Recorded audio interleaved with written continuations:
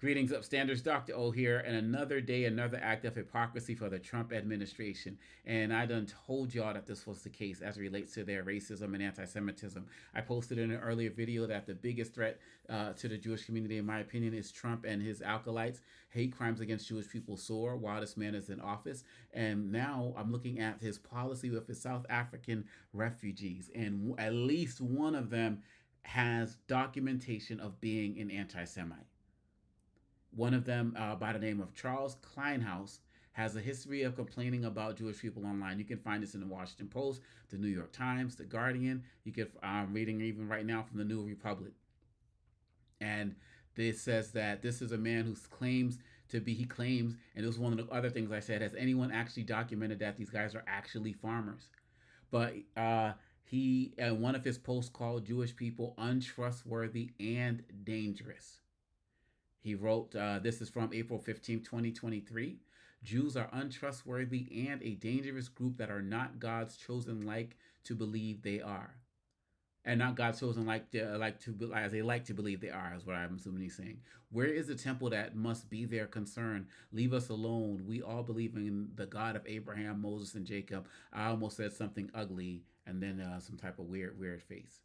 Then he posted a link to a video of what he calls Jews speaking of spitting on Christians, and so you know he blamed these posts on his medications. Now, this is if we're in a country right now that put our Mesa in jail over an op-ed. How does this guy get into the United States? And how does he stay in the United States, Marco Rubio? Are you going to kick him out? No, you're not. In your hearing, you said, I don't even know anything about that. Because all y'all do is claim that y'all are ignorant on stuff.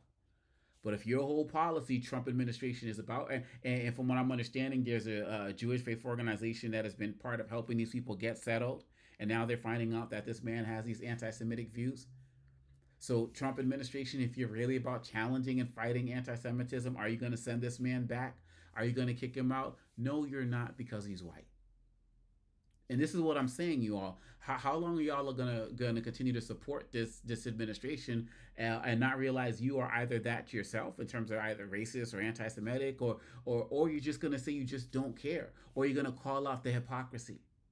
If this administration claims to be doing everything possible to fight anti-Semitism, getting university presidents fired, and saying that people have to Mahmoud Khalil, they need to be kicked out of this country because they're fighting for a free a Palestinian state.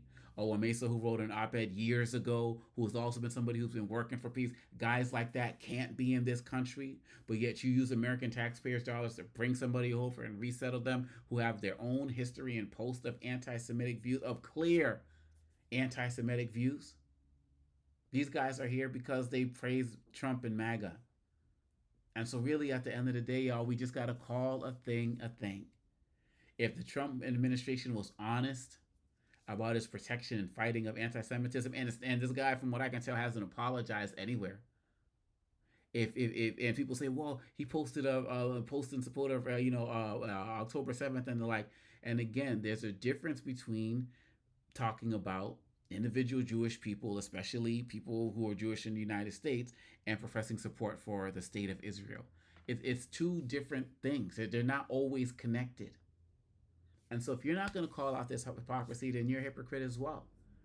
And you just got to, and you're going to get more and more examples of this as more and more stories come out about these people that they're calling refugees that people don't even know or think are actually farmers.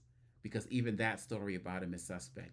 And they said that they vetted this guy and they vetted these families. They're lying.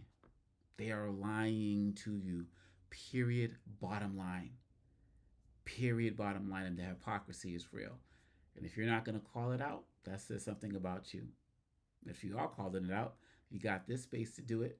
Share your thoughts. I'd love to hear it. Am I wrong? Am I being a hypocrite by saying that Trump is lying, or am I being dishonest by saying Trump is lying about caring about anti-Semitism when he's bringing people who are anti-Semitic into the country, bringing them in with our tax dollars?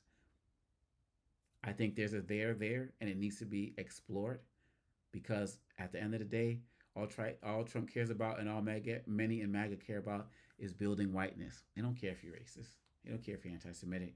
Just help build, continue the white bloodline, and you're good to go. Which is probably why they're going to be more South African people who are white coming here as well. It's disgraceful.